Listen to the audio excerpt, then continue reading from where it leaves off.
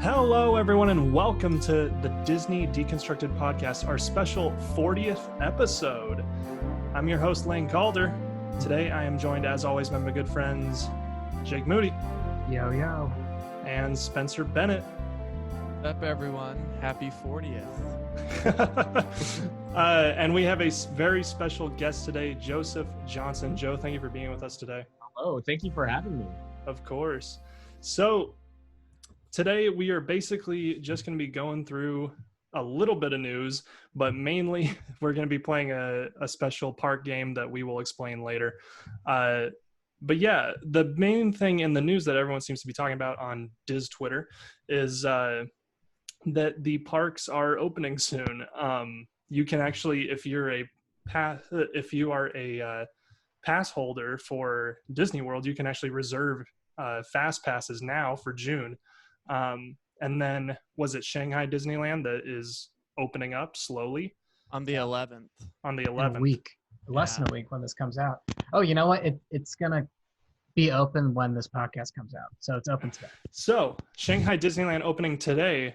We'll see how that goes. But I guess I just want to get all of your guys' opinions on whether this is a good idea, whether they're doing it correctly.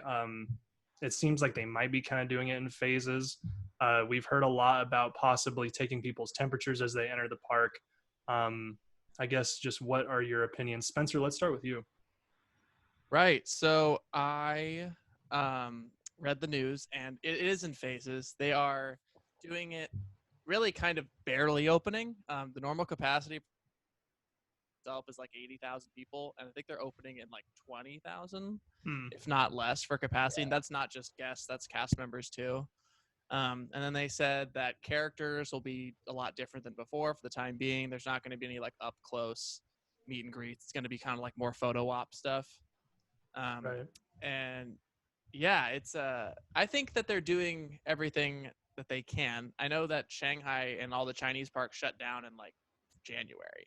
So whereas us in the States, our parks have been closed for like a month and a half, 2 months, the China parks have been closed for like 5 months. So they've, I think they've had a good amount of time to think it through. I know they're doing some social distancing rules where lines are going to be like 6 feet apart, especially for rides. Restaurants are going to have a very low capacity.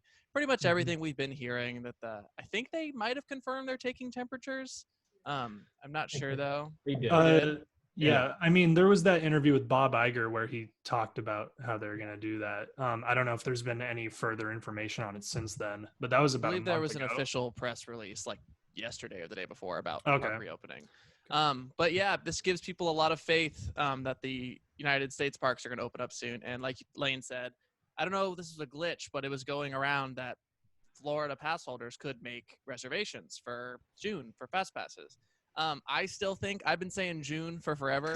I think Florida's opening like June 1st on the dot because Florida's already implemented like opening stuff up. They're kind of on phase 1 or 2 of their lockdown being done. So Florida doesn't give a fuck. It's Florida, man. Yeah. They never not hit nearly as hard as California. And they're Florida. Yeah, they kind of do their own thing. I'm like here at the beach right now, and there's like people on the beach like not social distancing like at all. I've only been on there like once, and I was like wearing like a face mask and everything. But yeah, people, they don't care really down here, which is scary. It's a different place. But yeah, I think Florida will be June 1st. I know they're talking about opening Disney Springs within the next like week or two, which makes sense that retail would open before the parks itself. But yeah, and I think California would be somewhere mid-June, somewhere in there. I think Florida will open before us for sure, but when Florida opens, it's only a matter of time before we do. I was reading somewhere that someone said Disney's going to tell the government when they're opening, not the other way around. Wow. I thought that was hilarious. Yeah. But like once they get, because Florida That's got their true. rules a couple weeks ago from the Florida, or Walt Disney World got their rules from the Florida governor a couple weeks ago. And they seemed pretty fair and reasonable. Have hand sanitizer stations at ride entrance and exits, social distance lines, like stuff that makes sense. They're selling their masks now. I think Disney's just finally like ready to do this. I mean, the masks are cool. They like you have a pre-order, and they were a certain percentage went to like helping hospitals and stuff. Oh, And yeah. that percentage was met in like 5 minutes. Like people are ordering these masks like crazy. Which brings me to my final point, which people who think the parks aren't going to be busy are insane. The parks are going to Yeah. be so busy. The capacities in those parks, like the limited capacities, are going to fill up like that. There's no people think that people won't go back to theme parks. There's such a like hunger, quote unquote, for just anything to do. The beach is open in California and 40,000 people were there, so they immediately reclosed them. The parks are going to be crowded as all heck when it's reopens. But yeah, there's my ramble. Can you are the masks that Disney's selling like Mickey Mouse themed and stuff? Yeah, there's Star Wars, Marvel, course. Mickey, Minnie. It's crazy. There's I think there's Pixar as well. Yeah. They're Yeah, all that's- a little ordered those. too much when you look at them. They're very like intense designs, like very eye popping. I'd rather like a black one with like a Mickey smile on like the side or something. Something a lot more Yeah. minor, like this shirt, like very, minimum.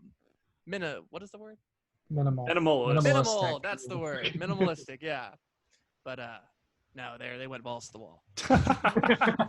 All right, Joe, what's your opinion on all of this, especially because you're joining us from the South? You are close to Disney World right now. Yeah, I got pretty close to it last night too. But so, but yeah, I think it's interesting that they're going to be opening up Shanghai Disneyland soon, and like because I had the experience of getting to go there like twice. My stepmom is actually from China, so Okay. when we go over, Wait, did you just say what you just said? I'm sorry. You've been to Yeah. Shanghai twice? I have, yes. Whoa. Yeah, That completely awesome, caught man. me off guard. That's awesome. it's a really cool park, and I there's like a lot of people that say that it's not their favorite, but honestly I kind of dig it because it's something like completely different. It's not what I was Right. expecting. Dude, they're pirates of something else. It is. Yeah. And it's so weird. It's like soaring around the world over there is like a 4-hour wait every single day, even if it's not busy. That's funny. But like the Pirates of the Caribbean ride is always like a 25-minute wait. What? Like Dude, never what? fails. And I'm like, the one in Shanghai is straight up. It has the Eiffel Tower that goes like this. Like it's I'm like, soaring around the why do world. people like this? So Yeah. I don't know. But I think I do think it's interesting that they're going to be opening up this park, first, especially because number one, China's a lot further along the recovery road in COVID-19 than America is. And like Mhm. number two is the park is significantly larger in scale than what we have in America. So I feel like there's actually more room to social distance in there because it's simply the walkways and everything is just wider. Yeah. And and obviously Magic Kingdom, I feel like Magic Kingdom especially, it's really tight. Really, Dude, you been to Disneyland? sorry. I know. I was just You about been to say. Disneyland? Yes. Yeah. So yeah, Disneyland's even worse on that front. So I do think because a lot of people have been saying that they're going to use like a lot of the protocols over in Shanghai, probably over in the parks. This is their testing ground to see how they can, pull off social distancing, et cetera, in America. But I feel like it's going to be completely different in a bunch of ways. Number one, I feel like even though they are making it a requirement for people to wear a mask inside the park, eventually when the parks do reopen in America, I feel like that this is going to become like a thing. Obviously you're going to be required to wear a mask in the park, but I feel like a lot of people are not going to really want to live by those guidelines, as we were talking a little bit ago with Florida residents not really caring. Because I feel like, the first people that are going to go back into Disney World are probably going to be like annual pass holders or like people around the area. So I find it really interesting that they're going to try to make sure people are actually doing that and be able to do social distancing. Because I think it's gonna be really hard to make sure people are following every single guideline and making sure, because you have all the parents, you have all the kids. It's going to be your typical day at Disney, but you're going to have to stay your distance from people and do extra stuff that Disney's asking you to do. So I think that's going to be a hurdle that they're going to have to go over, I would have to say.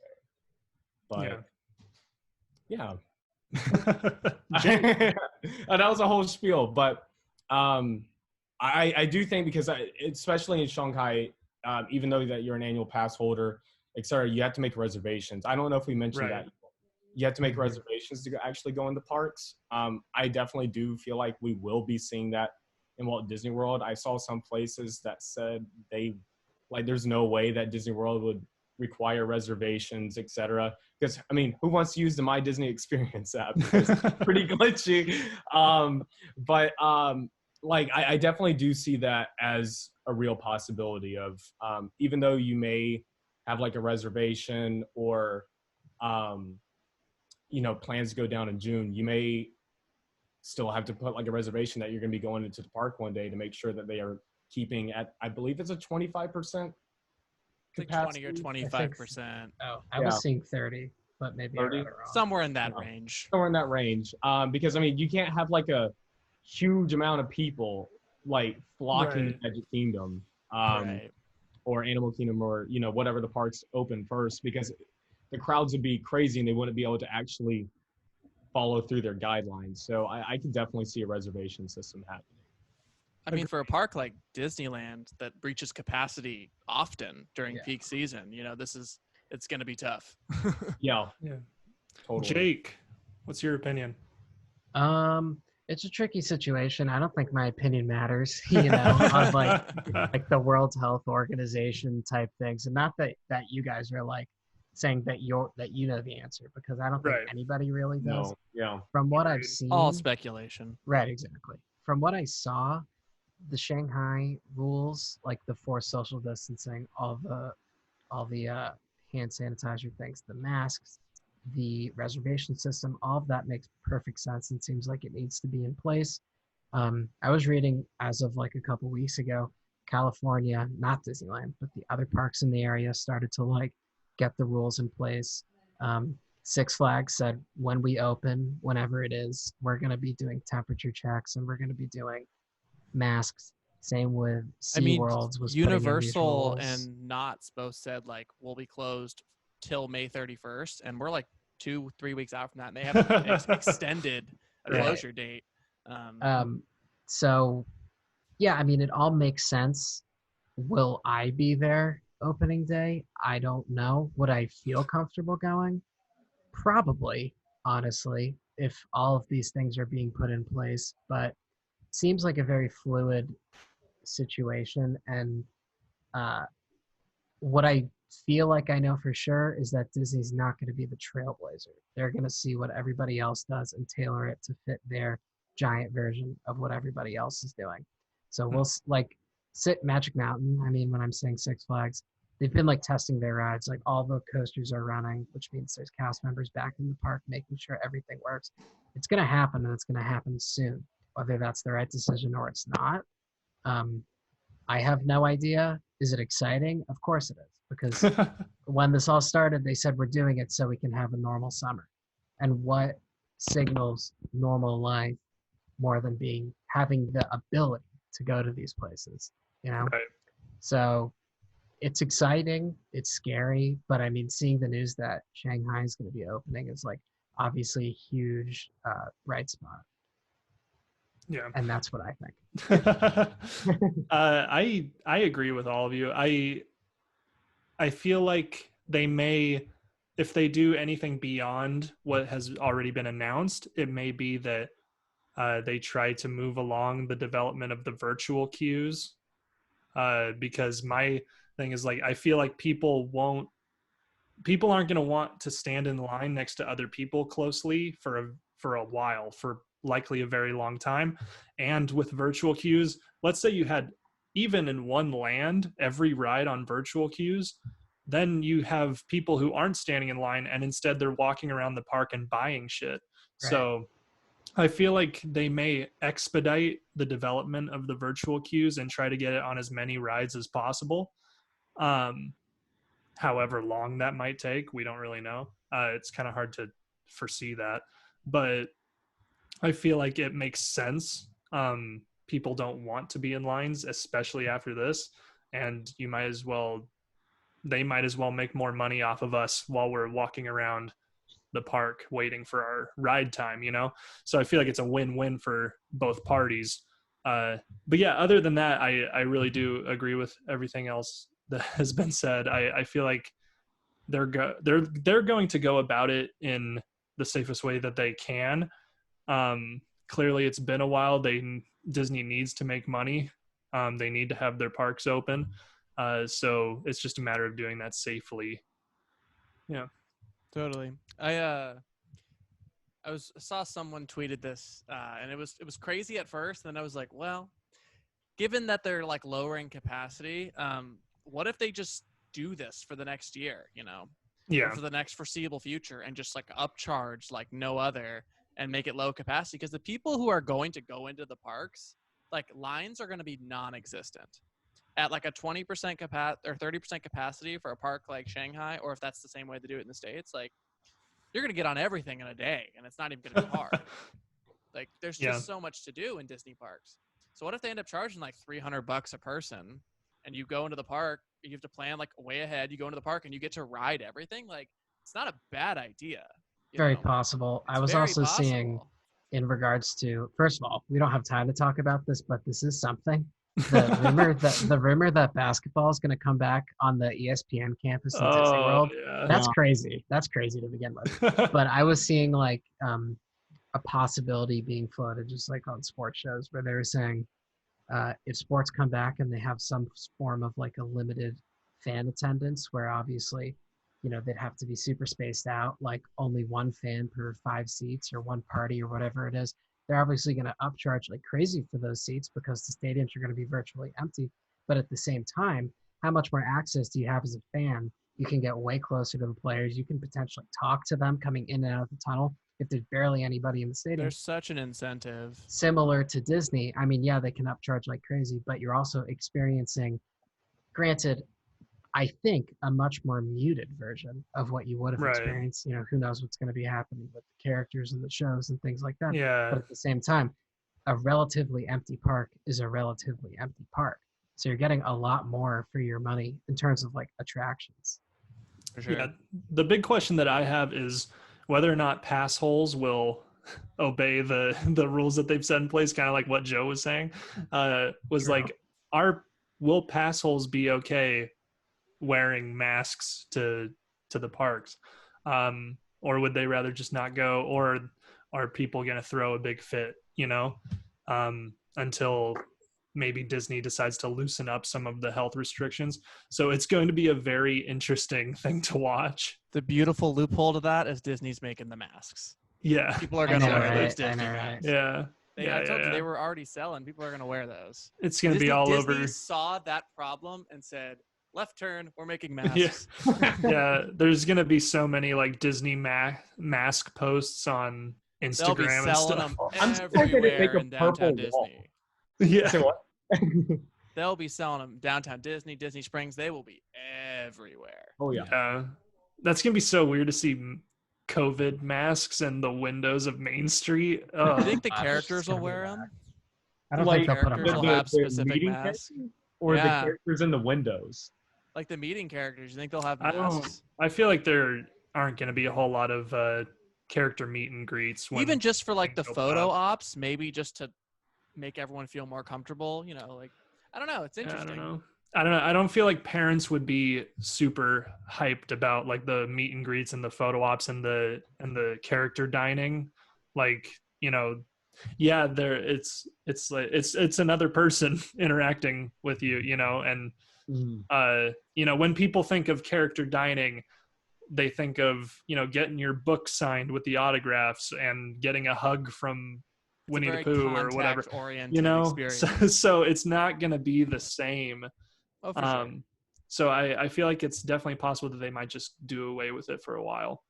Yeah. Or I think with Shanghai, they're doing they haven't, we don't see what it is yet, but they said a new experience with characters.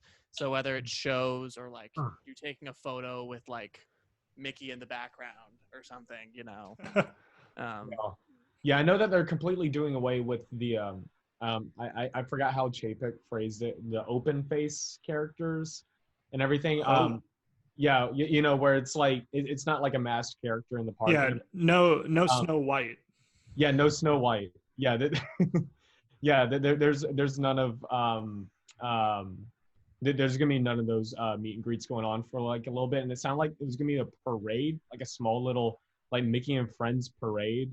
Did you guys ever hear the cavalcade at Disneyland where they would put the characters and drive around? Yeah. Probably something like that. Yeah, probably. I could super see All right. Well, I mean, that's that's kind of all that can be kind of said about the situation until it Yeah. develops more, I think. Jake, introduce us to what we're going to be doing next. Okay, well, basically, it makes no sense. First, I need to say up front. But essentially, if anybody remembers, we played a game a couple weeks ago, which we found on Twitter, and it was you have 15 imaginary dollars and build your imaginary park. The specifics of the last one we were doing was like defunct Disney World attractions. So essentially, everything has a dollar amount. We had $15, and then we had to build our park. We took it upon ourselves today to make our own, and We had so much fun last time. yeah, it's better in some places, and it makes way less sense in others. But essentially, for it to make sense to the listener, how I think we're going to do it is all you need to know is we have $25, 25 imaginary dollars, and we are going to go down each list. Each list has 4 things in it. Each one is like a little bit of this. I'm explaining this horrendously. I'm loving it. There's an overarching topic, and then there's 4 things under it. Each of those 4 things has a dollar amount.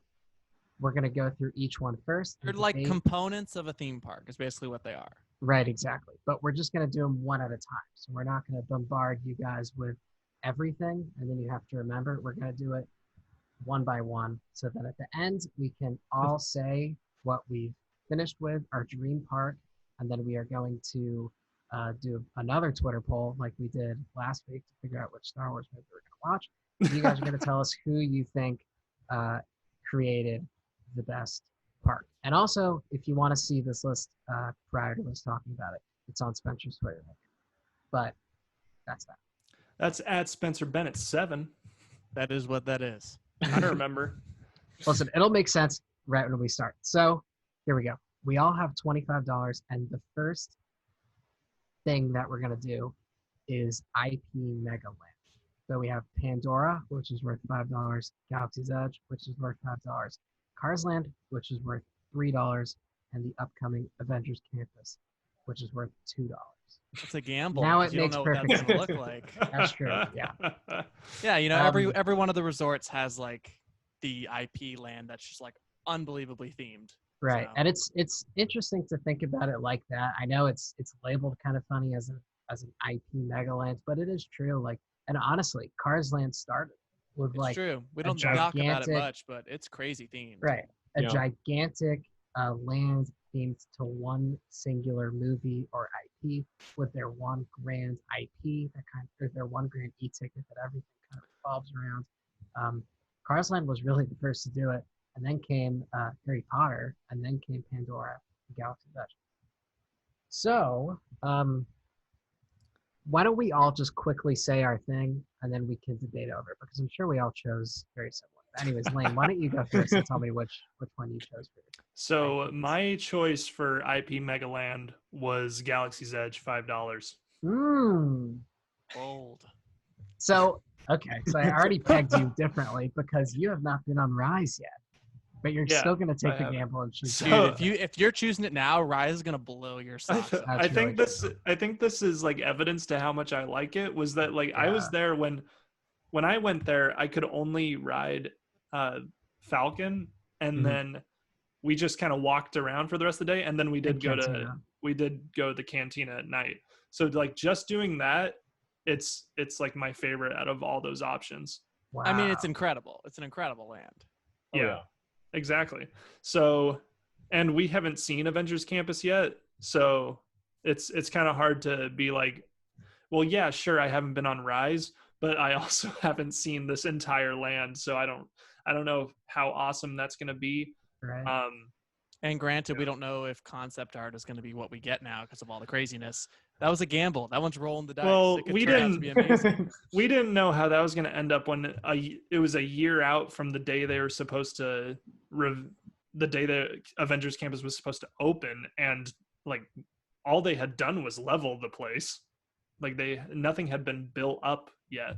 So at least that we could see from behind the walls. So yeah, basically Lane's got some concerns about Avengers Campus, but it's all good.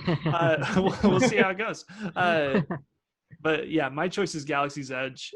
Joe, what's your first choice? Yeah, I was actually, I honestly was thinking about Avengers Campus for like a hot second, and this wasn't because I budgeted wrong for like a little bit, because I was thinking about that e-ticket attraction that they were supposed to build, Right. everything, and I was like super stoked for that, and I was like, that's when Avengers Campus will be like the thing to like not be reckoned with. But since Chapek was like, hey, we're cutting $900 million in like update patients and that kind of stuff, because nothing against him right now. It's just because, you know, all the you know, stuff going on right now in the world. So I was like, that's probably not going to happen anymore. At least for like 10 years or Yeah. something. Yeah. So hey, who knows? It may be a better ride in 10 years because they'll have crazy technology to mess with. But so, yeah, no, I went with Galaxy's Edge for this one. Fan of the Rise of the Resistance. It's the greatest ride in the entire world. It is. It is so good. And like, the thing I appreciate about it the most was they weren't like, let's make this a thrill ride. They were like, let's make this an experience. And like everything about Galaxy's Edge is like, you feel like you are actually, you know, in the Star Wars universe. And obviously you get that from Pandora and Cars Land, but there's something more genuine, I think, about Galaxy's Edge, at least in this time period. Because I mean, when Pandora first opened up, people, you know, like all the cast members were acting like they were, you know, actually on Pandora, but now everyone's acting like it's just another like Disney park and everything. But There's like right now, Galaxy's Edge, like right now, Galaxy's Edge it feels like everyone is still in their character there. So at this time and place, it feels more immersive. It's still new and exciting. Yeah. I feel like there's also something to be said about like the fact that people just are more connected to Star Wars than at least most people are more connected to Star Wars than they are Jake Sully. than they are Jake Sully and his misadventures on an alien planet, and Cars. Because you know, you said one movie, Jake. Don't forget about Cars 2. Anyway, dude, Cars 3 also is actually really good. Cars 3 is a masterpiece. They really pulled it through at the end.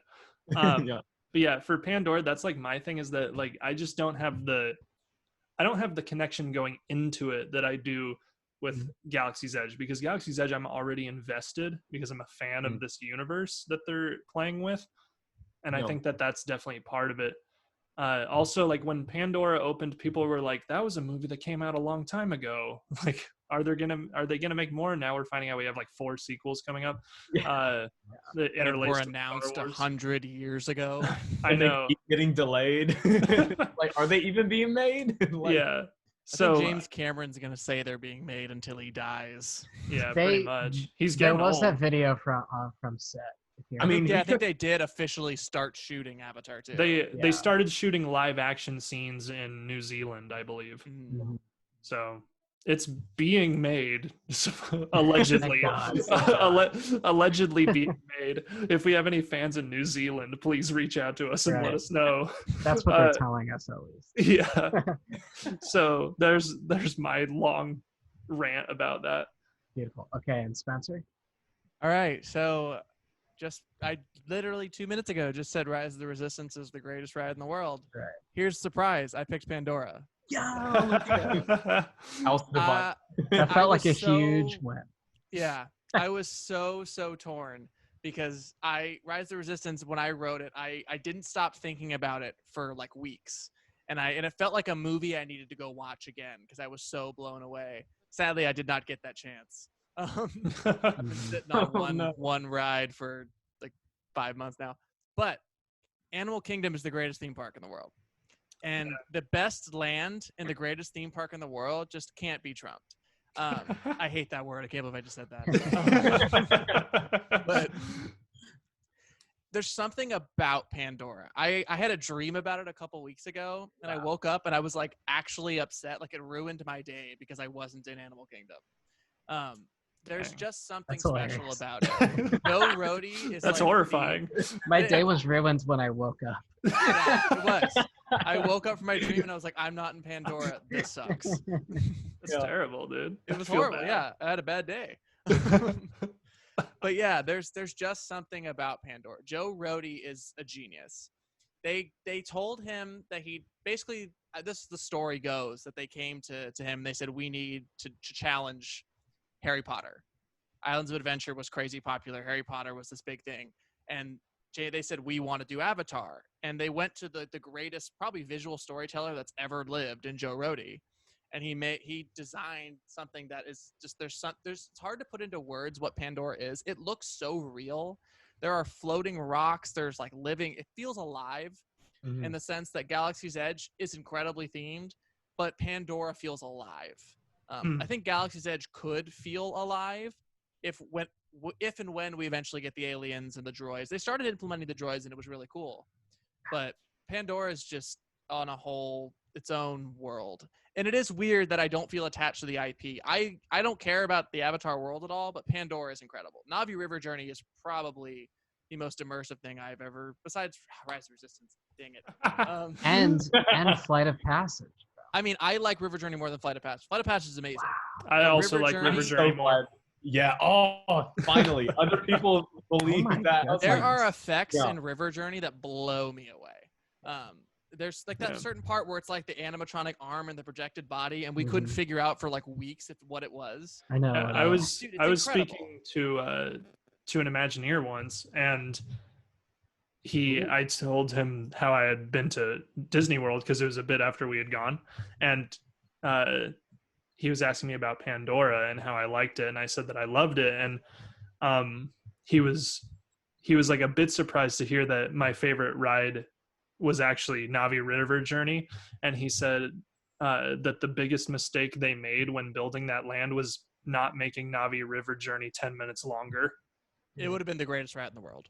Yeah. That's the only thing against it, is it's very short. It's so short. Pandora is those two rides make me emotional. Rise of the Resistance is incredible and like exhilarating and just feels like Star Wars, but it doesn't make me cry.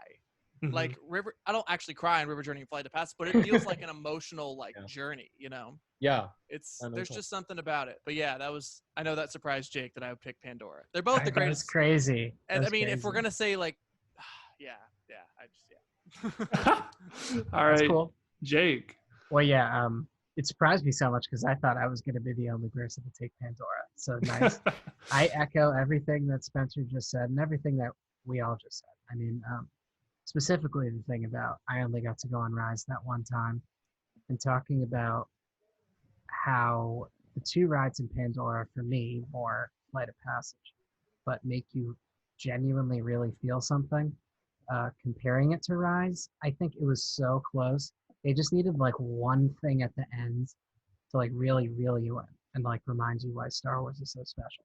It ends on a really high note and like an action-packed note, but in my opinion, if we got like a really heartfelt moment with Rey, or just even threw in the leitmotif of Star Wars or whatever it is, it would make you really feel like we were in that world that makes me feel like this because I watched it as a kid, but it ended with like a duh kind of moment, which is fine. But to kind of challenge you guys in what you're saying about Pandora, of course, the general public doesn't have that same kind of cultural touchstone to Avatar as we do to Star Wars. But that almost works to its advantage because, we watched Avatar recently and it was fun. I've actually watched it since and still really watched it on the plane ride home. I know. We did do that, yeah. But, that was awesome. Although I think the movie is fine and well. I mean, it's not Star Wars. It's not Citizen Kane. It's just a big blockbuster movie that came out a couple years ago. But it feels like you're walking onto an alien planet. It doesn't feel like you're walking onto a set of a movie. Not that Galaxy's Edge does, but Cars Land does. And I think that it doesn't hurt it that I don't feel a type of way about like the Na'vi, but it helps because it makes me feel like I'm really on this alien world in the midst of this unbelievable park where everything makes such perfect sense. And so does this, but it's just the alien version of it. So, you guys know, everybody knows I love Pandora. I like Galaxy's Edge too, but for my $5, I'm going to go with that. They're both the two best lands, but that's just... Yeah. I feel like you're the first human ever, Jake, who has said I don't feel a certain way about the Navi. I Yeah, think that's true. what plays in Pandora's favor too is that Pandora during the day and Pandora at night are almost two separate experiences. I know. Galaxy's Edge at night and day is genuinely the same thing. There's some cool lighting effects here and there. It's like with the Falcon and the ships where the back of it you can see like the power lighting up. Like those are cool. But Pandora at night is incredible. You know, it's just Yeah, it's something else. yeah. I totally agree with that. I think one of the things that I at least I really wish that Galaxy's Edge would add would be like you know when Rise of the Resistance opened up at Disney World, they had the X-wings flying up at night, then they had like Kylo Ren and Rey fighting, and I was like, I know that that's probably like they probably don't do that because it would be such a crazy crowd of people like following the stories going back and forth, but I would really like to see them like figure out like redo the show in some form or fashion where you don't have like people moving around to like 3 or 4 different spots, and actually like have that moment where Rey and Kylo Ren can fight it out at night. So it kind of feels like, you know, you got to go during the day for like certain things and go to night for certain things. That would be Totally. really Have great. it be at night, blast a bunch of water in there to recreate that scene. Have you guys Raining. have you guys seen the Dark Arts night show at Universal? No. I think I've seen like Hogwarts Castle. I think I've seen like part of it on YouTube. So they use drones to show a Patronus in Right, the sky yeah, moving yeah. around. If they were to just use that technology for like, you know, X-Wings and TIE fighters, but obviously not like on a huge scale, like kind of distance, you know, but like seeing like the lasers in the air, like, dude, it would be probably the best theme park show there is to literally watch a Star Wars dogfight in the sky. Agreed. But the problem with Disneyland's Galaxy's Edge is that there's so many nighttime shows in Disneyland proper. I think they could get away with it in Hollywood Studios because it's on polar ends of the park than Fantasmic. Mm-hmm. But Disneyland Galaxy's Edge is like right behind the Rivers of America. Yeah. And like right near the castle where the fireworks go off. It would just be so hard to do those all three. You'd be able to shows see like it that. from other places. 100%. Really. But in Hollywood Studios, they could easily do it, I think. Yeah. I think so as well. Yeah. And they like literally create their own laws. So if they want to fly drones, like they can just change the rules to let They them have fly they own a drones. county of land. Yeah. But yeah. All right. With that said, let's move on to thrills. So for this section, the options are Tron, which is $5. I assume you mean like the Tron Another light, gamble. light cycles, right? Light cycle, yeah. Yeah. So we don't It's a on that gamble for website. everyone but Joe, who's been on it, I assume. That's Yeah. insane. Freaking Joe. Tower of Terror Orlando version, $5. Expedition Everest, which is $4, and Test Track, which is $3. So those are... I do have a question, even Yeah. though I made this, but I don't know if we're talking Test Track 1 or Test Track 2, essentially. I was assuming Test Track 2. Me too, but I feel like it's worth more than $3. But so I was like, maybe it's Test Track 1, but I didn't. Nick, want you to made specify. this. I know, right? So I just wanted us all to be on the same page. What Jake is trying to do is apologize to the fans of Test Track for putting Okay, so- it at such a low value. Let's call I it. like we'll call Test Track, man. Test Track's fun. We'll call it Test Track 2. That's fine. All right. The So Test current Track one 2. does. Yeah, Test Track 2 is $3. Test Track 2 presented by Chevrolet is Yeah, $3. So I personally chose the Tower of Terror Orlando version for $5 because it's just flat out awesome. And I guess part of my reasoning for that was also like I was torn between Tower of Terror and Expedition Everest because I love Expedition Everest, but we have another related section coming up. So I chose not to do Everest. And so then I see what you're thinking. yeah, exactly. I was trying to rationalize, you know. So I chose Tower of Terror. It blows me away, like when you're riding it and the elevator car just leaves the elevator shaft. Yeah. It's just a really well done ride. So that's why I chose that. Spencer, let's do you next. Oh, all right. So I may have bended the rules a little bit because this wasn't snap. purposely defined. I assess this as Everest with A mode Yeti. Ooh, So I picked Oh. Everest. it's fine. Okay. I picked Everest. I love Animal Kingdom. Six Everest dollars. is the best roller coaster in any Disney Yeah. park I've been on. I love Incredicoaster. I don't love Rock and Roller Coaster. I think it's a fun roller coaster. I think it needs something fresh there. It's a little too But- Eisner-y. It's a little too 90s. I like Aerosmith as much as the next guy, but they're not exactly like The best no one actors. really wants backstage passes to Aerosmith. Like, nobody wants that. That's Yeah. fine. Steven Tyler's a cool guy. I don't need a backstage.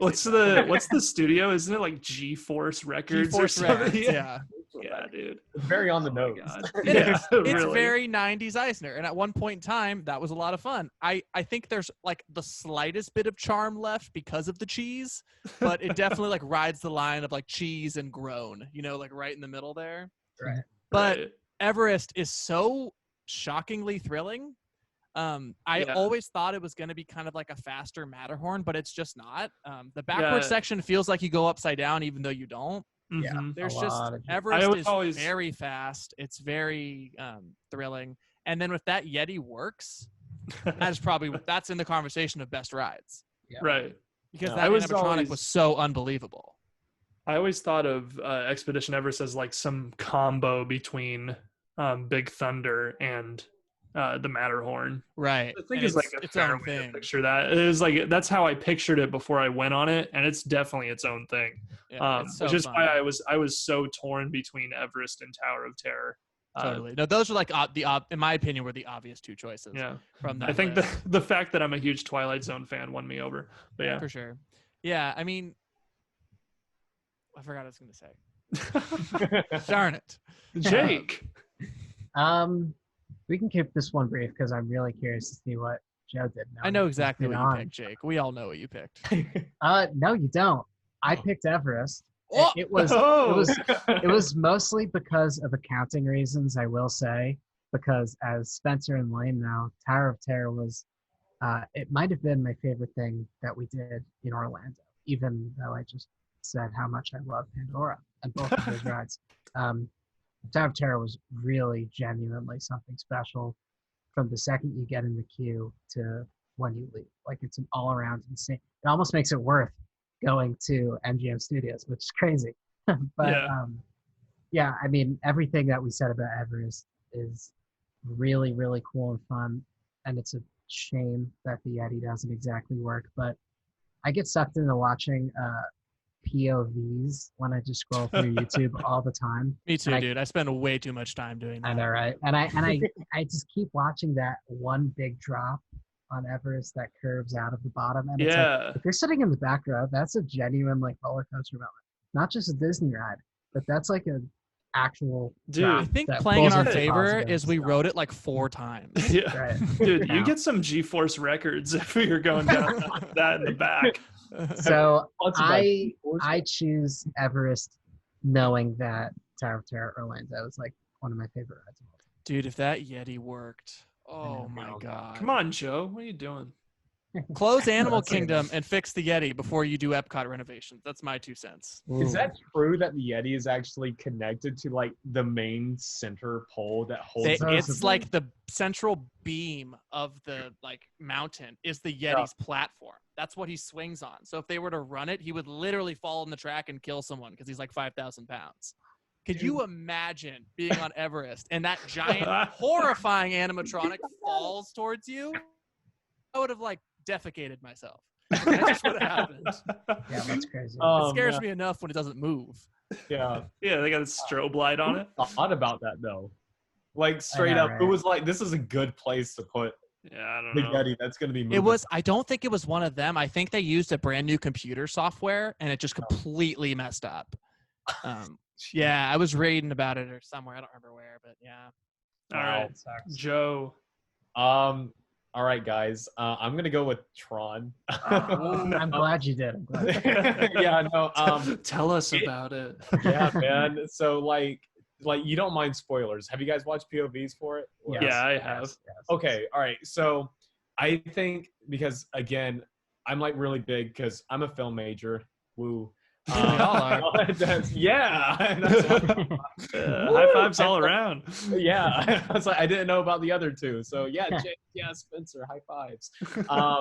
But yeah, so I just really like going to the parks and being like immersed into the movies. And I mean, kind of going off of, what Jake and Spencer were saying about like, yeah, we don't really have a connection that much to like the Avatar lands, not to the Avatar movies, but you still have like that connection to the lands. I kind of feel that way about Tron, because like I didn't really dig the original Tron or Tron Legacy all that much, but I love the aesthetic and I love the world building that they had. And so just like walking, like when you walk into that ride and everything, it's like it actually feels like you're going into the grid. And straight up, when you go into the standby line, I don't like doing the fast pass line or single rider line at all for this one, because in the standby line, it does the whole entire speech about the grid, and then when that bass drops, you're standing in this like tiny room, and there's like this glass wall in front of you, and then the bass drops, and then you see the launching pad, and you see everyone like launching going forward. That's And it actually like feels like a moment in the movie.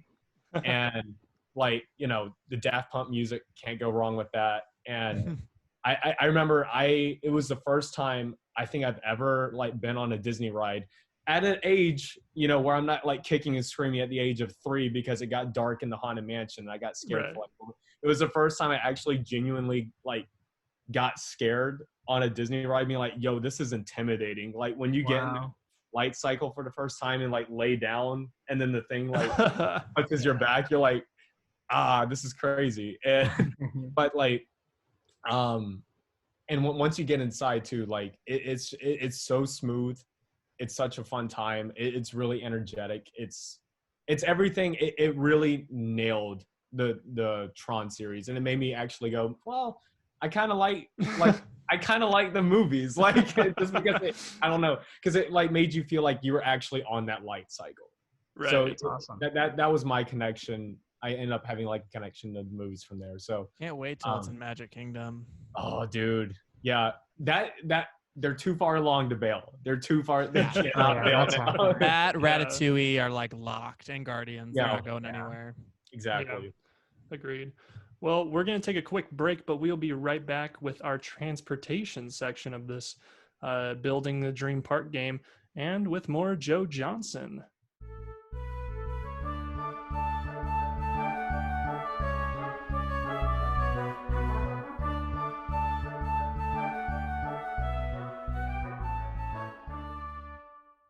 And we're back. Thank you for rejoining us. We've got transportation rides next, or attractions, I guess. Some of them can be called rides. Yeah, I don't know what it's called.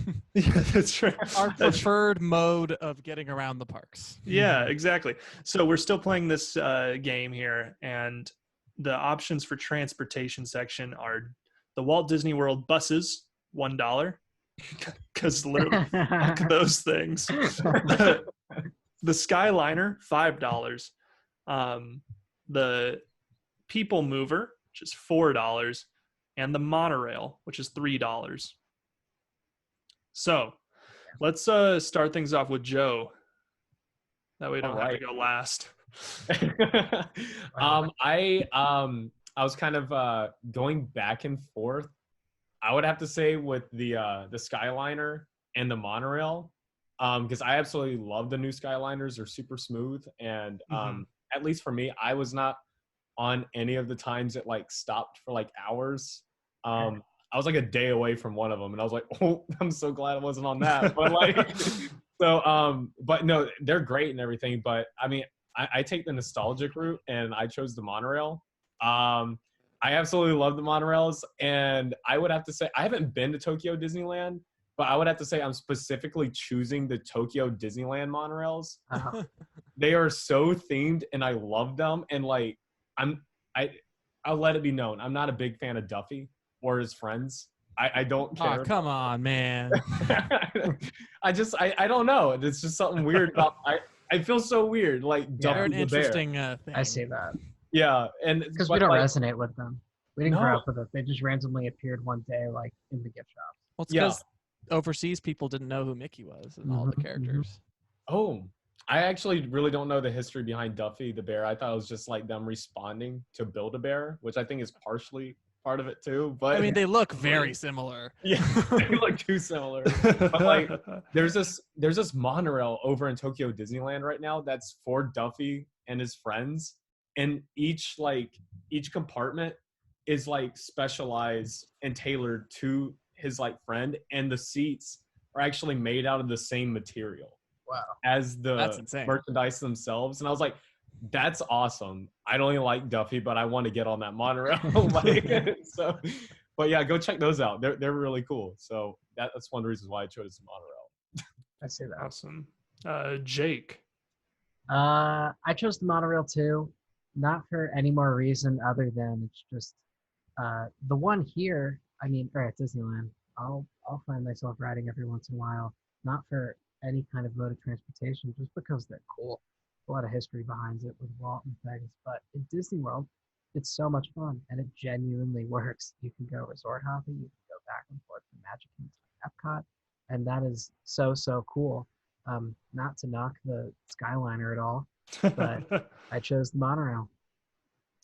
Nice. Spencer. I also chose the monorail. When I was doing this calculation, I thought the monorail was $1. So did I. But it's Oh, no. $3. So no, it actually worked out perfectly. I had $2 to spare. So now I'm at a perfect 25. I was shocked. Yeah. Monorail, it's nostalgic. It was Walt's like thing. It was one of his dreams, you know. It was the first one to exist in Disneyland. I also ride it often. I go on it late at night at the Disneyland Resort because there's no one on it that late. And you can get some really like right after DCA closes and that rush is over and just Disneyland is open. There's some really cool views. I've been on several monorail cars alone with no one else. I put my feet up and just kind of relax. And I know, Jake, you said this like years ago, but you said you will go on Pirates and close your eyes and try to just really put yourself in the story. I try to like put myself in like the shoes of like first debuted. Like, this is crazy. Mm-hmm. It's like a bullet train going around. It's one rail, like hence the name monorail. Yeah. But it was just cool, you know. It was one of Walt's trademarks, so I picked that. I love going on Pirates with you guys and just watching Jake meditate. You know what? I'm so mad that I have not been able to ride Pirates since I got into those movies. I'd never seen the movies before. Finally watched them, got obsessed, and now I can't ride Pirates. They just added On Stranger Tides to Disney Plus. I saw that. Yeah. F in the chat, man. I want to ride Pirates. Well, I had to do some recalculating because I also thought that it was $1. I also have a bit of a bone to pick with this section because the People Mover does not take you park to park. It's only I know. the one It's an park. attraction. So I would have chosen, instead of, if we were doing the buses, the Skyliner, and the monorail, instead of putting the People Mover, I would have put the steamboat that takes you from the riverboat that takes you from like the parking, the resorts and parking, or from the TTC. It takes you from the TTC over to Magic Kingdom. Dude, those were cool when we took it from Port Orleans to Disney Springs. That was Exactly. But I'm gonna go with the monorail. Wow, clean sweep. Clean sweep. Oh wait, no. Oh yeah.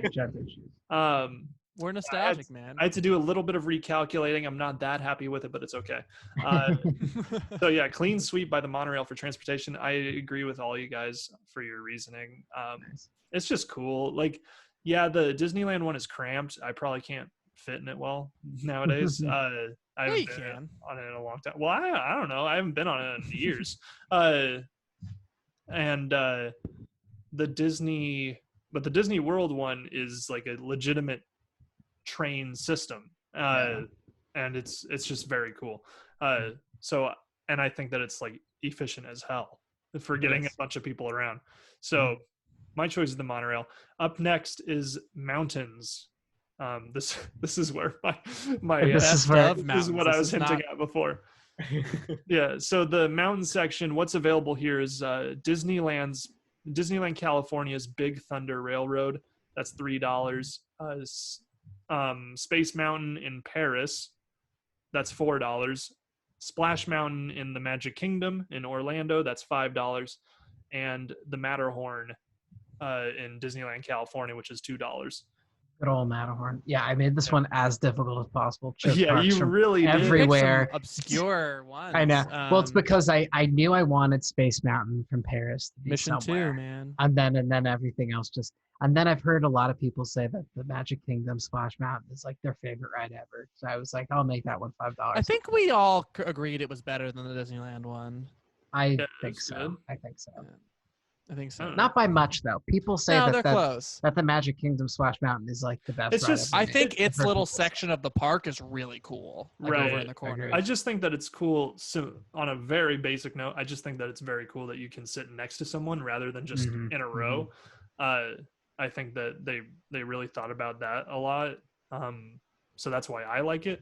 You know, Personally, I went with the Matterhorn because I love the Matterhorn. When I was a kid, it was my favorite ride in Disneyland. Even as you're a tall human being, you still love using the Matterhorn. Even as a tall, lanky person, it's still one of my favorite rides at Disneyland, and I still figure out ways to get to fit in that little car. And so I really like it. Yeah, that's my Matterhorn vote. Let's do And at a bargain too, by the way. yeah, at a bargain for only $2. That I was a swept crazy that. drop in price. Yeah, I was like, how could you do that? They just Yeah, put in it's true. They Fast reimagined Pass. it. Yeah, like come on.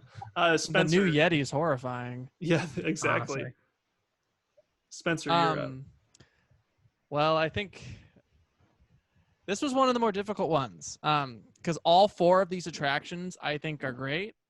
But I went with the one I've never experienced but seems Oh to my be the goodness. coolest. I went with Space Mountain in Paris.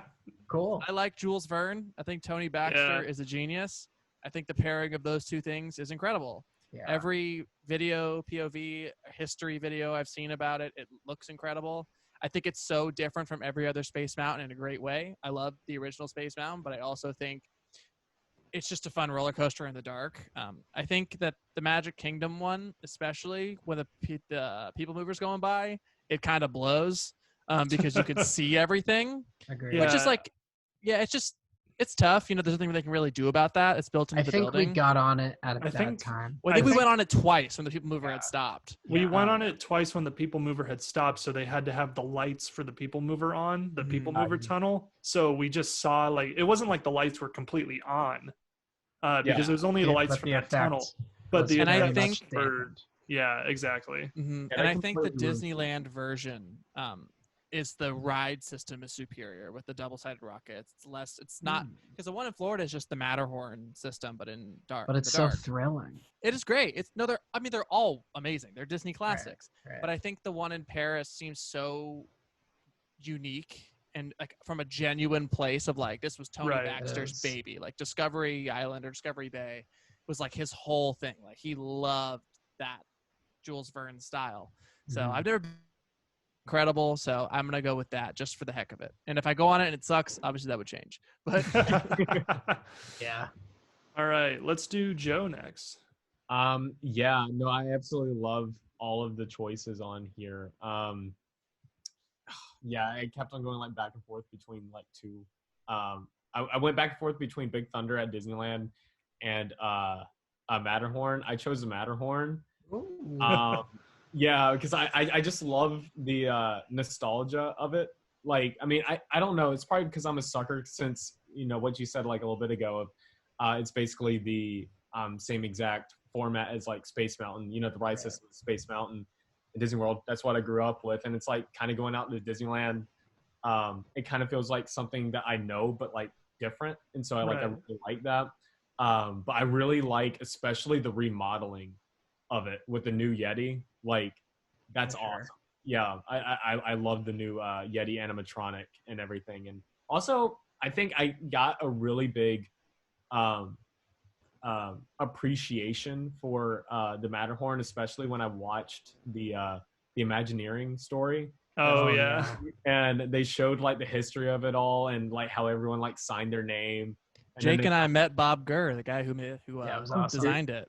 Oh my gosh, I am envious. Amazing. I love that. That's so cool. That's so cool. Well, yeah, that entire segment had me like tear up. They're like, come on, Bob. It did stop for me being gay." And he was like, "Oh, okay."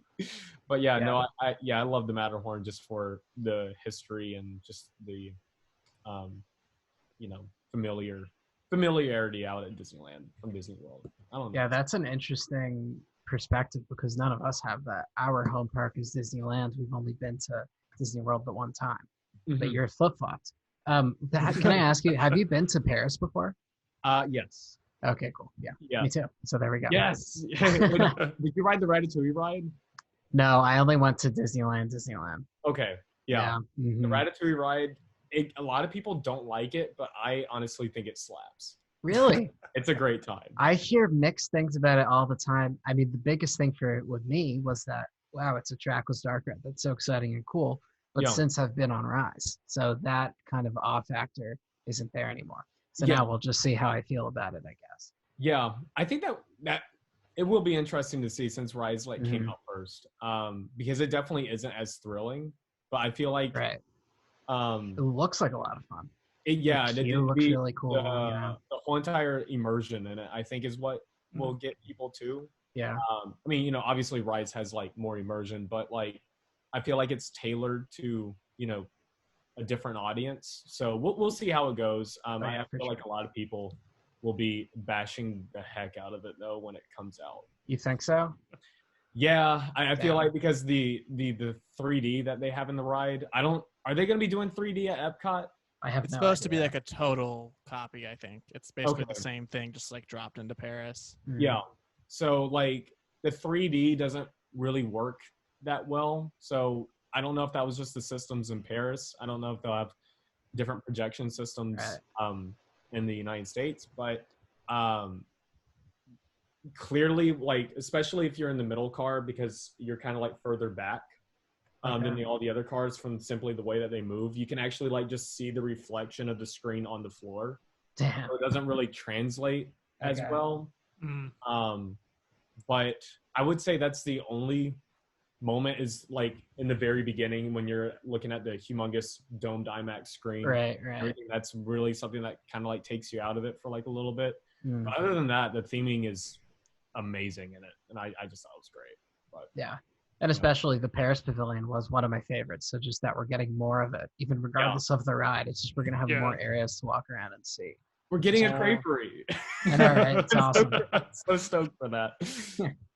Whenever All that. Yeah, to finish it off quickly, I chose Big Thunder at Disneyland.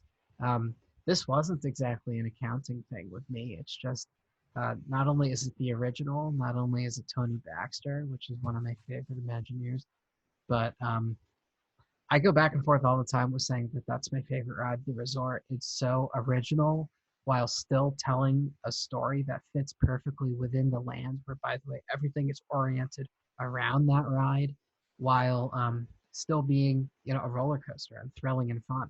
It's got like all of the elements that you want from not only an amusement park ride, but a Disney ride. And so, yeah, I always go back and forth on that being my favorite ride in the resort. And even though it's not the most expensive, I took that one while actually having been on all of the rides in this category. And yeah, like we talked about before, I don't think that Splash Mountain is that big of a leap. I've heard a lot of people say that. Matterhorn is obviously great, but I'm going to choose Big Thunder over that. And then the Space Mountain in Paris, I loved just the roller coaster, just like the track and the upwards launch and everything like that is so fun and cool. I will say I went on it during the, you know, whatever Star Wars overlay that they have on it. So I wasn't that big into that, especially knowing the original story and everything about it is so cool. But it was still awesome. I got off it saying it was like my favorite roller coaster ever, which was false. But yeah, I'm choosing Big Thunder in this one, and I'm not even upset that it's not the top dollar amount because I love it. Nice. All right. Well, you made it the top dollar amount, right? I set it at $3 because that's what I thought it was worth, Gotcha. even though I love it so much. But I figured it made the most sense in terms of the list. Yeah, agreed. All right, dark rides. So the options for dark rides, were Pirates of the Caribbean in Disneyland, $5. Phantom Manor in Paris, which is $5. Peter Pan in Disney World, which is $4. And Jungle Cruise in Disneyland, which is $2. Let's have Jake go first since you went last. Okay. Going in literally as contradictory as it could possibly be from what I just talked about. If Big Thunder isn't my favorite ride at Disneyland, Pirates is. So I spent the $5 on Pirates. It's a Walt Disney thing. It's I love the movies. I love the ride. Everything about it is picture perfect. So I'm taking that. Whether it's my favorite ride in the resort or my second favorite ride, I like Pirates. Cool. You All gotta right. meditate. Yeah, exactly. Spencer. This was a tough one. I obviously Pirates is Pirates. You know, it's the best version of Pirates minus Shanghai, which kind of feels like a different attraction altogether. Yes. Yeah. But compared to like the California and Florida Pirates, I mean, it's not even close. The California Pirates is incredible, but Phantom Manor also looks like would probably be my favorite attraction in a Disney park. I know. I'm a total sucker for like spooky things. Halloween's my favorite holiday. Phantom Manor looks like it's got some genuine like chilling stuff. It's got such a unique story going through it. Like you're actually being haunted by like one ghost who seems to be like pretty evil. So cool. Versus like, you know, Haunted Mansion where it's happy haunts. Like, no, the Phantom is a bit of a not good spirit. Phantom Manor. A demon. Yeah, Like, if you he's will. killing people. A phantom, you know. Right. And like there's certain effects in it that look incredible, but I mean I couldn't betray my love for Walt, so I had to go with Pirates. Pirates is perfect. Okay. It was his whole from start to finish, you know, it was his thing and it's perfect. So yeah. Pirates, $5. It's like, Joe. Yeah. Can I just say real quick, I am so envious of you guys' Pirates. Like our Pirates down here just like has been like gutted so many times, and like especially that cave sequence, like they don't know what I to was do just with gonna that. say, yeah. Like it's just like they threw mermaids in at one point, and it was like they were like throwing in as much IP in that like span of 30 seconds as much as possible. Yeah. So like it's not as well laid out as you guys is. So I'm excited to eventually move out to LA and experience that a little bit more than what I normally do. Nice. But I originally was going to choose Phantom Manor, but unfortunately due to budget cuts, I couldn't. So because I absolutely love Phantom Manor so much, but I went with the next best thing for me, and that's the Jungle Cruise. I personally, I especially at Disneyland, and I mean this in the best way possible, there's a lot of people that want to be actors and actresses out in LA, and they're probably working at the Jungle Cruise, and they're like, you know, they're doing like there's probably a lot of stand-up comedians running that will probably like, you know, be hearing about down the road. Who knows? Because like when I was there in March, I had like two of the funniest skippers that like that trip, and what made it great was their scripts were completely different from each other. And that's something at like Disney World, it's the same exact jokes and the same exact script almost every single time. Because I think a lot of people are going to Disney World like expecting, I want the Jungle Cruise experience, because a lot of people go to Disney World for, you know, like international guests or like only like a few times in their life, as opposed to Disneyland, it's more of a local park. Right. And so it's like, what can we do differently? So I feel like the Jungle Cruise in Disneyland really like shakes things up and like does things like differently each time you go on it. But that's just from my point of view, from going on it like every other year, every 3 years or something like that. But I don't know. If you guys can prove me wrong, go for it. So, yeah. Oh, I love our Jungle Cruise. Great. I absolutely love it. Yeah, I've always wanted to do the Jingle Cruise. I've just never been able to. In fact, that'd actually be an interesting version of this game to play, is like the best overlays. Like cool, have like best the Jingle ones. Cruise. Haunted Mansion Holiday. It's not Haunted Mansion Holiday. close. Mission Breakout, the Halloween version, It is really cool. good. Haunted Mansion Holiday is a different attraction. That's true. That's true. Yeah. So maybe we'll do this again at some point with overlays instead. During the holidays. Joe, are you like jealous that you don't have what was I going to say? What does Disney World not have? Oh, I've heard that Matterhorn. I've heard that a lot of people want Haunted Mansion Christmas overlay, like Right. Haunted Mansion Holiday, but they don't do it in Disney World. Is that like a thing that you can speak on? So I want it to happen simply because I want to be able to drive to see it rather than fly. Yeah. Um, I totally understand why a lot of people don't want it at Disney World. I think a lot of the annual pass holders really want it at Disney World, at least from the people I talk to, because we go to like the parks a good bit, and it's kind of like something that we see. And at Disney World, you don't really get as many overlays, or when we do get an overlay, it's not necessarily an overlay that's like we were necessarily wanting. Like the Jingle Cruise is like cool and all, like it's great, but like they don't really go all out with it.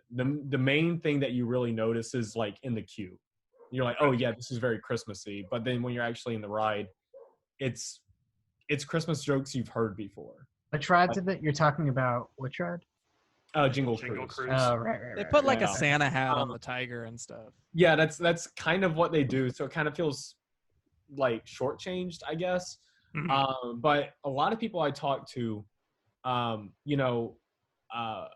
have like a lot of friends that sometimes like go to Disney for like the first time, and it's like a Christmas gift, and and they've always been like looking forward to that, and they don't know when they'll get to go again, but they want to experience Haunted Mansion as Right. the Haunted Mansion rather than Exactly. Haunted Mansion Holiday. And then I hear a lot of people talking about that, so I feel like a lot of people just really want Disney World to be the original stuff rather than all the overlays. And I think that's why you see a lot of the overlays happening, though. Like at least with what you see with like Space Mountain and all that other stuff like happening. I'm sorry, I'm losing words right now. During the Villains After Hours event. Like, Oh yeah. like an overlay where it has like the villain soundtrack over it, or like a Christmas overlay, and Halloween overlay, etc. Like, if you want to see certain overlays, you have to go to the parks during like a certain hour. So at least during the day, kind of like the Guardians of the Galaxy Mission Breakout. At least during the day, if this is your first time coming here, you can at least experience the original attraction. Right. And so I think that's probably their approach with Disney World. I think that's their approach with Disney World and with Disneyland Paris. Yeah. Because like Disneyland Paris, you've got everyone from Europe coming to this one park, and if it's their one time to go to Disneyland, they don't really want to see a bunch of snow on the just random Phantom Santa Manor, hats just put on things. Yeah. Exactly. They don't want to see Jack Skellington with a Santa hat on in the ride. I think there is a Jack Skellington photo op that they do at Christmas time in Paris, but they don't put them in the ride. Dude, at Hong Kong, they do like a walkthrough through Halloween Town, and it's the coolest thing in the entire world. Right? That sounds so so cool. Yeah, I'm That's so jealous. But right now, I'm putting that on my watch list for afterwards. Yeah, I do think that is their approach, though, is that like for parks that are like global attractions, they don't want, or Disney World, which is like at least a national attraction. Some people are coming here for their first time, their only time, or maybe one of the only times in their lifespan, so it's like those people probably aren't going to want to see those overlays compared to Disneyland California, where, like you were saying earlier, it's a locals park. So it's like the people coming there have likely been there before. Yeah. Right. Who's left on dark rides? I think it's you. It's me. So I chose Phantom Manor in Paris. Whoa. Nice, thank you. Yeah. Someone had to do it. I've always really wanted to go on it.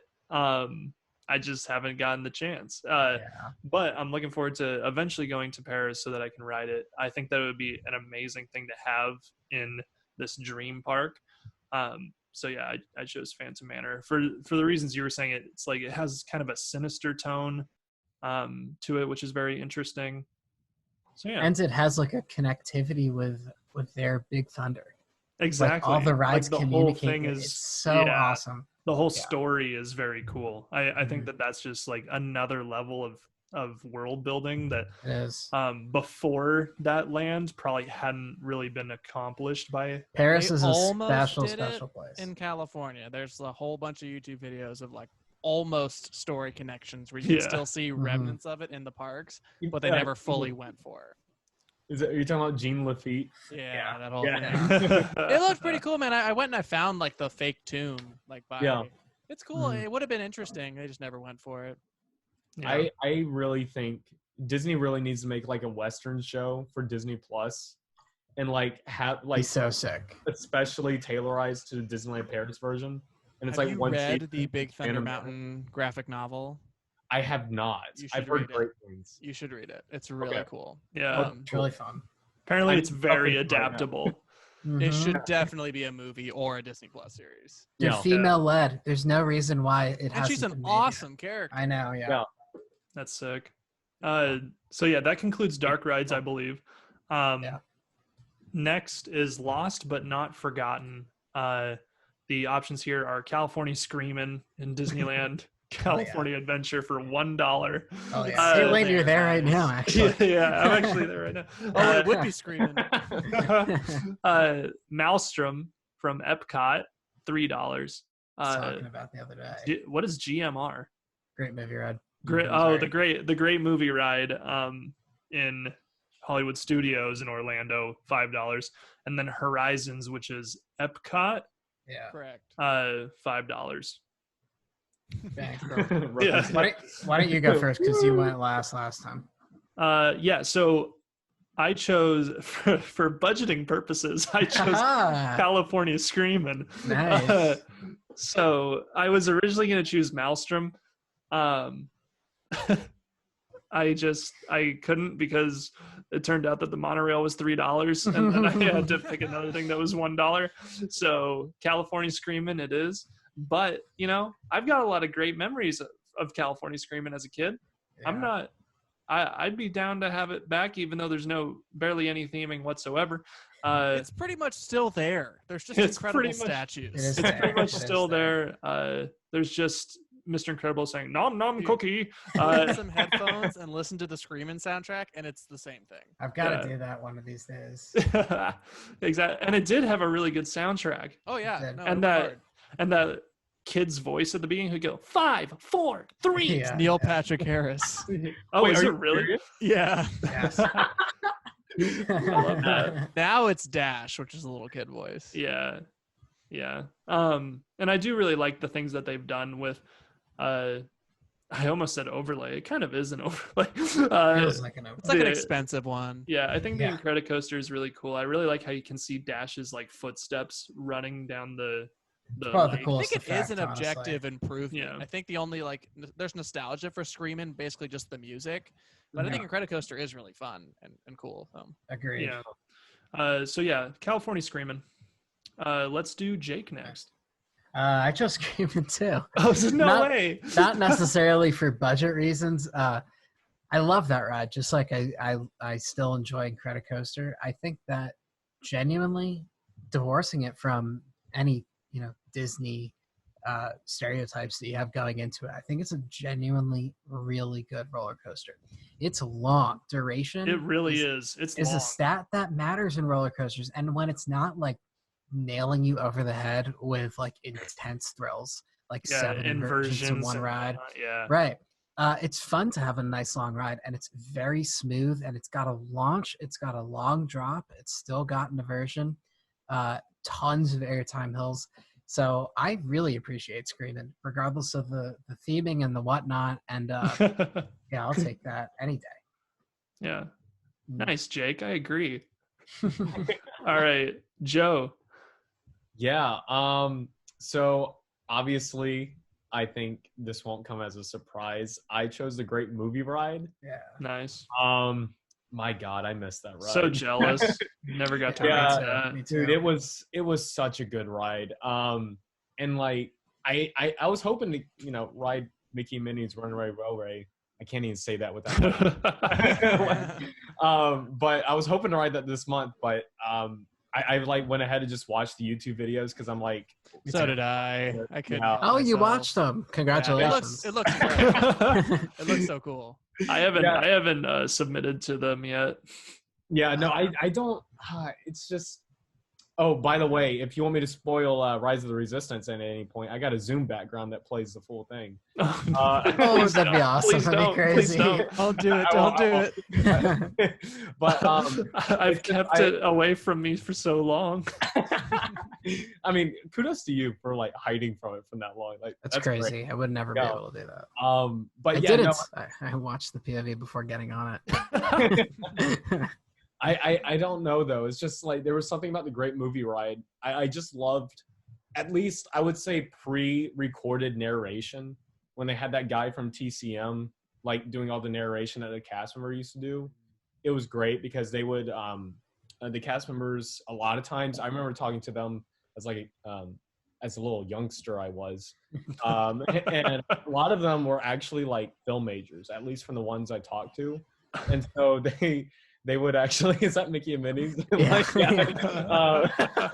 Like, Just ignore me. Keep going on. but it was kind of cool because they would kind of go off script at least every now and then of like fun facts they like learned about the movie too, and you know from their like own research, which was something like really cool. And also I just loved getting like a history of the movies, and it made sense in the Hollywood studios. You're at you're at the Chinese theater. They had the props from like you know, not only Disney films but from other films inside. Yeah. And it was such a Disney yeah. take on like the what do you call it, the studio tour type thing. Yeah. Like it was such like a Disney type thing to do that. Yeah. I think. And then of course we still have a studio tour in some places, Right but, down the street. but yeah, Well, exactly. I will say Yeah. the Universal Hollywood one is fun. Yeah. It does. It should still exist just because it's historic. The studio tour at Universal. Yeah. Oh, agreed. Yeah. In I mean, Hollywood. that's a great ride, like in and of itself. Sidetrack. The studio tour in Paris is about to come Route 66. So Oh yeah. it's gonna be a fun- That one just God. never made any sense because they were creating a studio, Yeah. like the one in MGM too was. I mean, it had like it's like, but the point of the Universal one is that it's an actual functioning backlot, Yeah, exactly. whereas the other two are like they're faux backlots. So it's like going on a tram is not exciting. Going on a tram around a working backlot is exciting, or else it's just driving in the car. Yeah, Like, it's weird. totally. But Great. yeah, All right, who's next? I think I was the last one. Yeah, you are. Here's a curveball. I didn't pick any of them. Wow. Yeah. Bro, since when is that in the rule book? I guess it's not in the rule book. It's not in the rule That was book. crazy. I spent too much money on my next one. Oh my god. I did not pick one. I So saw you- all of them and I was like, So nope. Wait, never experienced Horizons. I've yet to see like a good POV of it. dude. Maelstrom seemed cool, but I think Frozen is incredible. Great Movie Ride is amazing. That probably would have been the one I picked. And Screamin' still exists. It's just red. I can't believe that nobody. Horizons is like the thing that People love Horizons. I want to go on. I mean, Yeah. Great Movie Ride. I feel like it was recent enough that I could watch a very I've good seen so many videos of Great Movie ride through to the point where I definitely am jealous of Joe and everybody that's been on it and Oh, loved for it. sure. But I get it.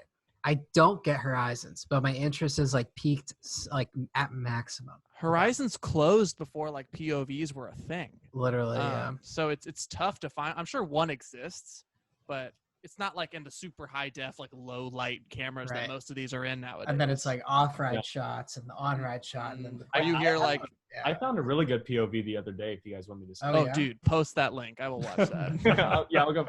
Oh, also another quick little fun fact. The most depressing birthday of mine was August 13th, 2017, when the Great Movie Ride closed.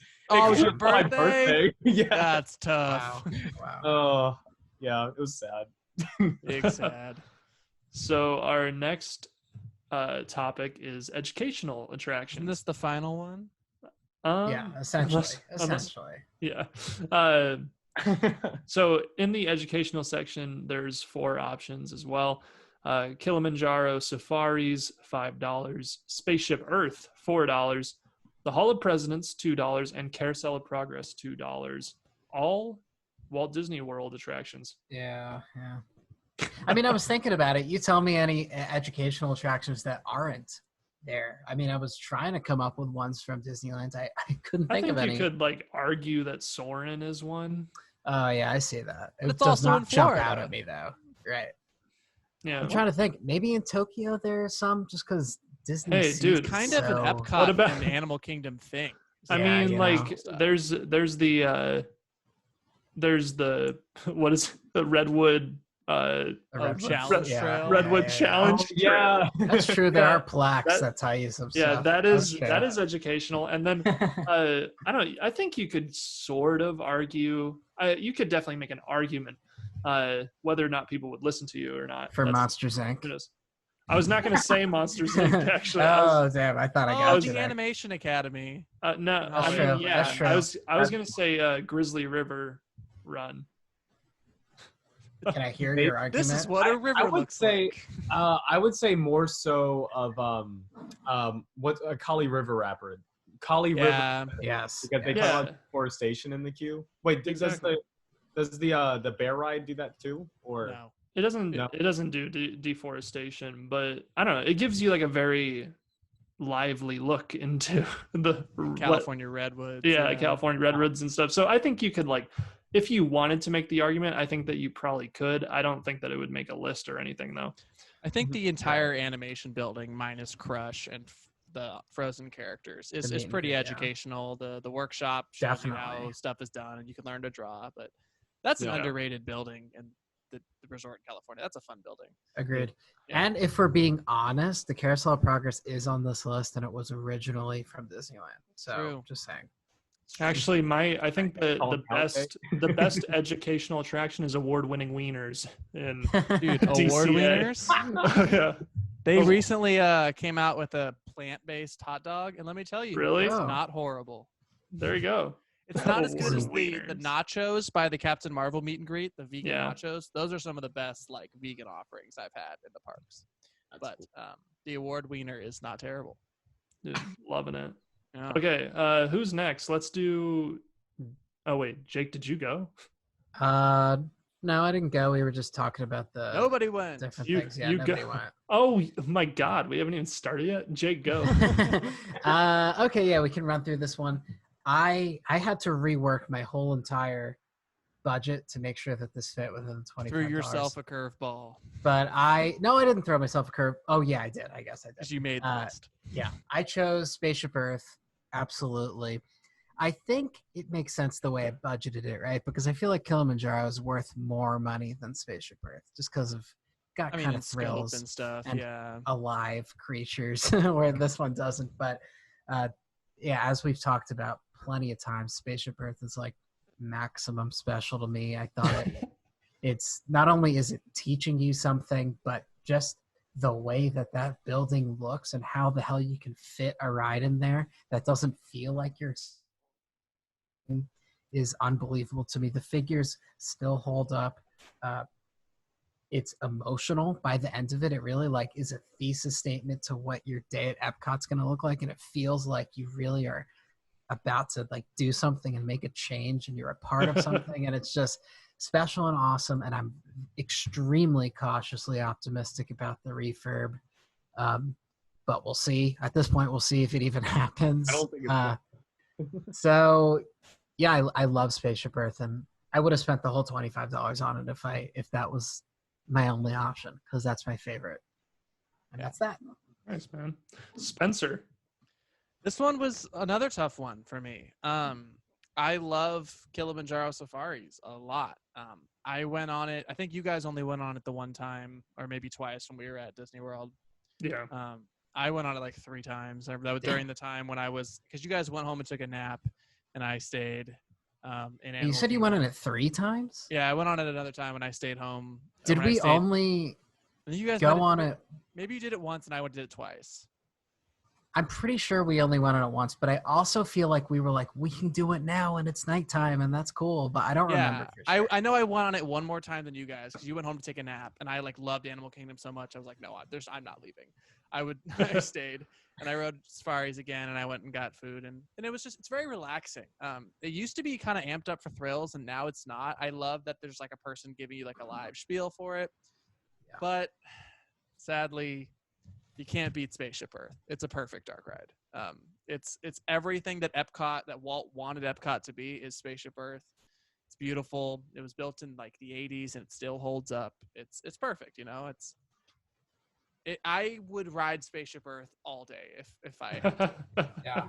You get And it'd be very easy too. Yeah, if you give me one attraction at Epcot to ride, it's Spaceship Earth. Mhm. Nice. Over and over again. It's just so good. So yeah, Spaceship Earth. Joe. I really wanted to choose Spaceship Earth, but due to budgetary reasons, I really wanted to get this great movie ride. I really wanted to get the great movie ride in there. Yeah, no, I absolutely love Spaceship Earth though. But I would also have to say, like, it's partially budgetary reasons, partially like not. I went ahead and chose Carousel Progress. Nice. Okay.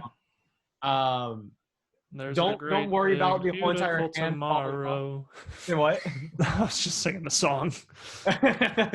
But yeah, no, don't worry about the whole entire hand falling off and all that stuff recently. Like, hopefully they'll A hand fell off? Yeah, it fell off and gone, man. Yeah, no. Oh, that's horrifying. Yeah, it was the episode. It was the scene when he had the fan and he was like fanning himself, and then all of a sudden, I keep getting suggested to me on YouTube the video of Mrs. Incredible's face falling off. Yeah, dude, it's hilarious. Have you watched it? Yeah. Wait, from Incredicoaster? What? No, like a character. Oh, for real? In a show. Yeah. Oh, wow. She was like on stage and the face just like falls off, but the hair stays on. It's super creepy. But yeah, I don't know. I also I love learning more about like the 1964 World's Fair, and it's just kind of cool knowing that those are like some of the original pieces, if I'm not mistaken, from that. And I believe too that was, I think, like the last attraction that Walt like directed per se. It's not the last one that he greenlit. That was like Country Bear Jamboree, I think. Right. Yeah, I want to say you're right. Yeah, something like that. I'll have to look that up at some point. But like, just it feels like, again, like Spaceship Earth though. Like, it feels like that's like something Walt had a hand in. I know Walt didn't have a hand in like Spaceship Earth, but it has the essence of like Walt, the attraction. And so that's something I really, really enjoy about Carousel Progress. So I would actually kind of like to see it move over to Epcot, though. I think that would be interesting because I don't really think it's going to fit within the new Tomorrowland aesthetic with Tron coming in. Agreed. And all that stuff. So I'm like, I think that'd be really interesting to think about moving that over to Epcot. I mean, myself and I assume a lot of people would be devastated if they just took away Carousel Progress and it didn't show up anywhere else. Yeah. Take away I don't think Carousel they ever Progress will. and leave America Sing. Is it America Sings? Is that wait, that's old. That's really old. American Celebration. American Celebration. Yeah, you did sleep through that. Oh, I mean, no, it's the one that you felt. American Yeah. Adventure. Yeah. American Adventure, sorry. Dude, that one was sick. The effects in that are really It did cool. look awesome. It is really cool. Jake slept through it. Yeah, it did look awesome, and then I woke up. When they have the stars everywhere, music's pumping, you're like, oh, wow. Look at that. Exactly. That was a hot day in Epcot. It really was. You know. My choice was Spaceship Earth. Nice. Probably figured it was going to be. Yeah, I really like this ride. As Jake says, it's maximum special to me. I just really enjoy it. I think that it's insane. Like the show building and how that all fits together is crazy. Like watching that whole story about it getting built on Imagineering story was very, very cool. So yeah, that's my choice. Cool. All right. Anyone left? think we all went. it. Yeah, we did. So hold on. Before we go on, did we all make a clean $25 or I'm did at a we? clean 25. I'm at a clean Y'all did? 25. Nice. Okay, I'm so at what we're 24. oh, you're at 24. Boo. I'm at Saved a buck. All right, yeah, you saved the dollar. I guess Dude, we'll do it Bob, next time. Bob around. Cheapek over here. Yeah, exactly. Yeah. Well, what we're gonna do is we'll actually, why don't we go through right now and say what our parks look like? Yeah, Our final thing. you start, Jake. Okay. Well, my big anchor to everything is Pandora. I love it with my whole entire heart. And then right across the way, like in the real park, is Everest, where my thrills are going to be. We're going to get around the place in the monorail because that's just cool and classic. And honestly, I didn't even think about this, but Big Thunder, if it didn't go in Frontierland, the only other place it would go, for being honest, is Animal Kingdom. So we're keeping it in theme there until Pirates of the Caribbean, which is my favorite, one of my favorites of all time. Screaming because I still love it. I don't care. And then Spaceship Earth because that is my favorite. So that's my park, and I'm really happy with it at a clean $25. All right. Yep. Mine also came out to a clean $25. So starting out, you got Galaxy's Edge. I'm thinking put that in the back a little bit, kind of how it is. And then Thrills Tower of Terror, the Orlando version. Probably want that off to the side, kind of how it is right now. You know, it's not like the immediate thing that you see coming in, but you see it from afar, which everyone loves. Transportation is obviously going to be the monorail. For my mountain, I've got the Matterhorn. That's definitely going to be up close when you enter the park. It's going to be one of those sight lines. Dark ride, I've got the Phantom Manor. Yeah, that would definitely be like, I don't know how that would fit in with like the rest of the stuff I got It going is on. very separate. But Still yeah, cool though. throw it somewhere. And then California Screaming, which is just going to go in a back corner somewhere. And then educational, I've got Spaceship Earth, which is obviously going to be the centerpiece of everything. So yeah, Cool. that's my land. There you go. Spencer. My IP land would be Pandora. Thrills, I got Everest. We're getting around on the monorail. My mountain is Space Mountain from Paris. My dark ride is the Pirates in Disneyland, of course. I do not have a defunct attraction in my park. It's crazy. And then I will cap it off with Spaceship Earth. And I'd probably make Spaceship Earth the icon of my park. And I'd have Pandora in the back with the floating mountains. And yeah, and I just monorail, you know. Maybe I'd have the monorail go through through Spaceship Earth. That might be. That'd be a cool ass sightline. Seeing It would be cool. Spaceship Earth in the front with the mountains in the back. That'd be awesome. That'd be pretty tight. That'd be pretty tight. So that's mine. All right, Joe. Yeah. So for my IP Megaland, I have Galaxy's Edge. For Thrills, Tron. Transportation, again, obviously the monorail. Mountain is the Matterhorn. My dark ride is that technically a dark ride? Or well, it has that. Well, that's not in Disneyland. We'll count it. Yeah. Which one is your dark ride? Jungle Cruise. All right, I know it's kind of like on It's the in the fence, but I middle. feel like we count it. Yeah, if you go I feel like we can if you go at count night, it's a dark ride. It's Let it okay. slide. Like, and then last but not forgotten is a great movie ride for me. And then education will be Carousel of Progress. Nice. Amazing. All right, so those are our choices. What we're going to ask you to do is go to Spencer Bennett's Twitter page at Spencer Bennett 7 and vote for your favorite land that we've created. There's 4 of them. Vote for your favorite one. The loser on the next episode will have to do something embarrassing. Yes, there it goes. So that's Asterisk if you're age appropriate. that. If you're age appropriate. So that's that. We'll quickly do our picks of the week. And then Forgot about that's that. all the time we got. Okay, perfect. I'll start off. I got mine. Easy money. Oh yeah. God. Okay, then you guys all go ahead of me. So my pick of the week for this week is Rise of Skywalker because it was added to Disney Plus, and I watched like half of it. I love that movie. It's like it's so wacko, but also like Dude, so much fun. Also like 80s nerd adventure. It's so sick. I love it. I know that it doesn't really mix well with the sequel trilogy in general, and let's be honest, like none of those three movies really meld all that well to each other. I disagree. I think it's the glue. Yeah.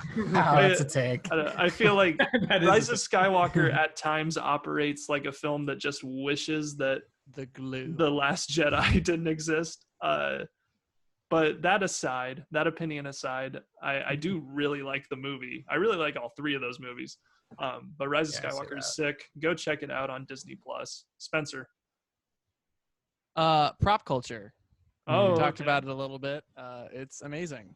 And there are certain episodes. I think my favorite episode is Mary Poppins is probably the best one. It's super emotional. But the one about the Muppet movie and pirates was really, really cool. Nice. Just watch it. Yeah, it's 8 episodes. They're about 30 minutes. It goes quick, and it's really interesting. That, to me, is what Disney Plus should be doing. Yeah. They are sitting on a gold mine of these like shows like that. Like there's so much potential there, and the fact that they've barely scraped the surface is both exciting and disappointing because you want them to go full ahead, but you're like, but there's so much potential there. I'm really cool. Yeah, I'm really excited to watch the behind the scenes Mandalorian show. Yeah, the gallery with the Mandalorian, yeah. what it's called. Yeah, I haven't gotten around to it yet, Dude, but that's what something Disney I plan Plus on should just be doing. binging. Yeah, exactly. They're sitting on a gold mine. Awesome. Yeah. Joe. Honestly, does that have to be something new, or can it be? It doesn't have to be something new. Okay. All right. Cool. Honestly, I'm vibing with Mary Poppins Returns at the moment. Okay. Yeah. Wow.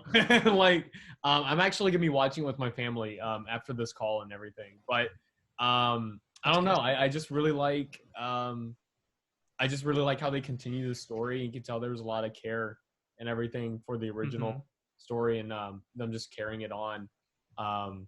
And contrary to belief, I don't know what you guys think about it, because I don't think this is something I didn't mention in my art of fiction class where I'll be ranting about. So you probably don't know my opinions about it, but like, I definitely think that the music stays true to the original. Yeah, like absolutely. Very closely, because there's like a lot of people that are like, no, it didn't come anywhere close. And I'm like, what?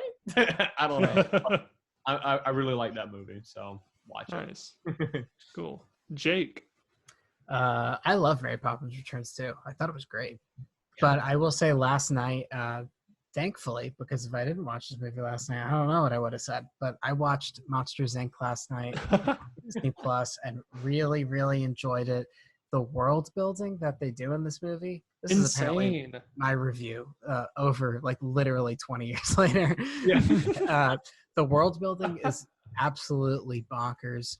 It's the glue that holds the movie together, and it's also the thing that makes it like so insane. At times, I mean, it's because I'm a screenwriter, but my mind is just trailing, like thinking like, how the hell did they come up with that? And that's a hilarious shot. And the dialogue is like genuinely funny at times. So that's easily up there as one of my favorite Pixar movies. Obviously, I mean, it's not as one of the classics. And that's my pick. Amazing. All right. Well, with that, we're going to be ending things off here for now because we're out of topics and super out of time. So thank you for listening to this episode of the Disney Deconstructed podcast. If you'd like to further support our show and what we do, go ahead and visit us at anchor.fm/Disney Deconstructed. There you can see every listening platform we are currently available on. Visit our Instagram and YouTube page, send us messages related to the show, and even sign up to make monthly donations to further support us and keep these episodes rolling out in a timely fashion. Make sure to check out the rest of the Deconstructed Podcast Network and give us a follow on Twitter at Lain Calder, at Jake Moody 98, and at Spencer Bennett 7. You can also spread the word by telling a friend about our show and help us grow our small community of Disney fanatics. Again, thank you for listening, and we'll see you with more Disney news next week. Jove Johnson, thank you very much for being on the show today. Please tell everyone what's going on in your life, how they can find you. Oh, yes. Junior year's finally over for me. Living life right now. But yeah, go find me on The Real Joseph Johnson on my Instagram. I don't have a Twitter, sadly, but I have an Instagram. So The Real Joseph Johnson. Cool. All right, go check them out. Thank you for having me. Of course. Thank you. And thank you all for listening. We'll be back next week. Writing, producing, and editing for this episode of the Disney Deconstructed podcast was done by my two co-hosts, Jake Moody and Spencer Bennett, and myself, Lain Calder. The music for our program was composed by Brandon LaBelle. The font for our logo was designed by Edward Pincava. Our beautiful faces were drawn by Sarah Bermudez. Thanks for joining us, and go have yourself a zippity-doo-dah day. Stay safe out there, folks.